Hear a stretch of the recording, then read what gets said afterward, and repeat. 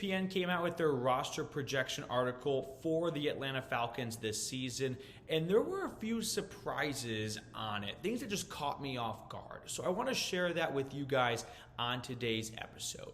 So welcome on into Falcons Today by Chat Sports. Matthew Peterson here, entering my final week, by the way, on this channel altogether. I know back in June and May, I announced I'll be making a career change, and then I came back after my wedding and honeymoon and have been kind of moonlighting on this channel until they find a replacement for it. But my time will be coming to a definitive end at the end of this week. So I'm going to save the tears and the goodbyes for the end of the week's video. But let's talk about this roster projection, because training camp is breaking ground essentially all across the NFL right now. Football is not back yet. Football is not back until NFL Week 1. Do not succumb to feeling like football is back, because you're going to be so disappointed when you watch the Hall of Fame game. You're like, we've got it. The wait is over. And it's like, oh, crap. These aren't even backups. I don't even know third stringers' names. This is a low. It's a new low. Football, I'll tell you how I know football's not back. Football is not back when preseason games and Hall of Fame games get rained out. That's some candy-ass baseball shit. And I like baseball. But no, football is not back. So let's talk about the surprises in the roster projection article from ESPN. The first surprise was actually not an omission, but someone who made the roster. And that's linebacker D'Angelo Malone.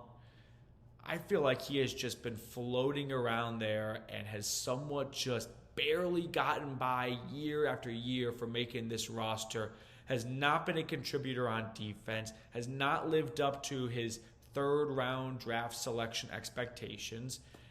I don't even confidently know if he's good on special teams or not. So how he's making the roster this year, I don't really know. Especially when you added James Pierce and Jalen Walker in the draft, and you sign Leonard Floyd in free agency, and you're getting Braylon Trice back from injury. It feels like you added 4 new players to this room of outside linebacker. So I was surprised to see Malone on there.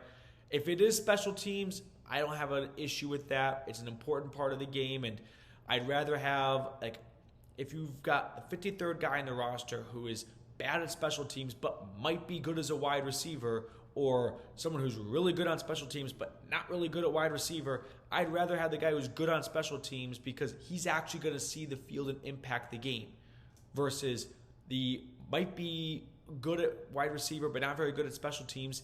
You need like 2 or 3 injuries just for him to even possibly contribute to the game. So I love special teams guys, and if that's Malone's role on this team, so be it. I just haven't seen that role really play out to the point of making it a no-brainer. Like Kadiro Hodge, for example, is a no-brainer as a core special teamer. All right, so that was the first surprise from this roster projection. The next surprise was there were no UDFAs that made this roster. No Nick Nash, the wide receiver from, was it San Jose State? He was one of the leading receivers in all of college football last season. Or cornerback Kobe Bryant from Kansas, who was a multi-Big 12 defensive honor, like player of the year, all the accolades. No, neither one of those guys made it. So caught me a little off guard that just neither one of them made it. I wouldn't say it's a slam dunk they both make it. And I'm sure if they do fall short of the 53-man roster, Atlanta is going to actively try and get them on their practice squad. But as preseason goes on, you're going to have injuries across the league, and teams are going to lose a receiver or a corner. And if Atlanta does not place one of those 2 guys or both of them on their roster and tosses them on the waiver wire, there's a very real chance that another team will sign them and put them on their active roster, and the Falcons then can't stash them on their practice squad. So that's kind of the battle you make right there. All right, before we move on to our next surprise, quick shout out to our sponsor today.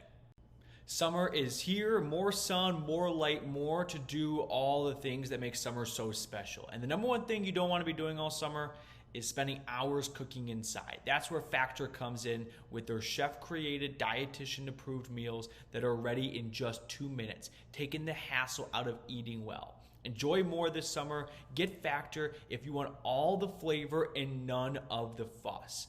They have 45 weekly menu options, including Calorie Smart, Protein Plus, Keto, and more. So if you are looking to save some time while also maybe eating a little bit better than dining out all the time, Factor is an excellent option for that.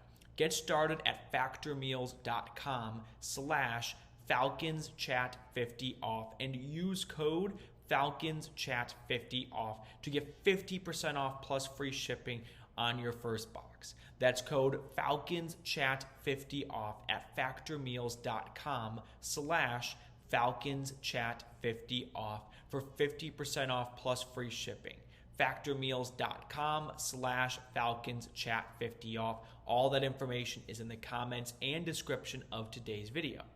All right, so the third surprise from this roster projection article was only 8 offensive linemen making the 53-man. Again, it's also important, I should have noted this earlier, it's all about the initial 53-man roster because you often see a lot of pieces get moved the day after that, whether it's a guy goes on injured reserve, whether it's, hey, we're going to release this veteran because they're not subject. Like, for example, let's say Atlanta's terrified that Kobe Bryant won't get through the waiver wire and onto their practice squad.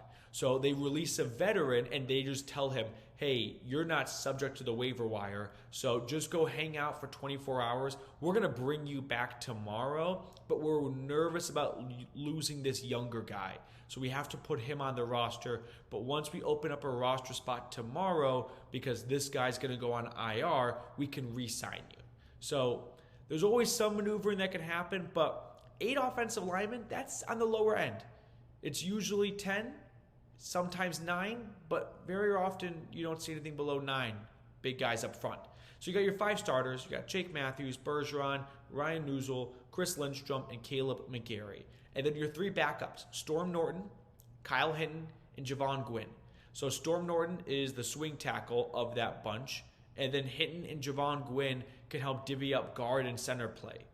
But I see Jake Matthews and Caleb McGarry, 2 guys who have run into some level of injuries over the last 2 seasons. Lindstrom is usually an Iron Man. Bergeron's an Iron Man.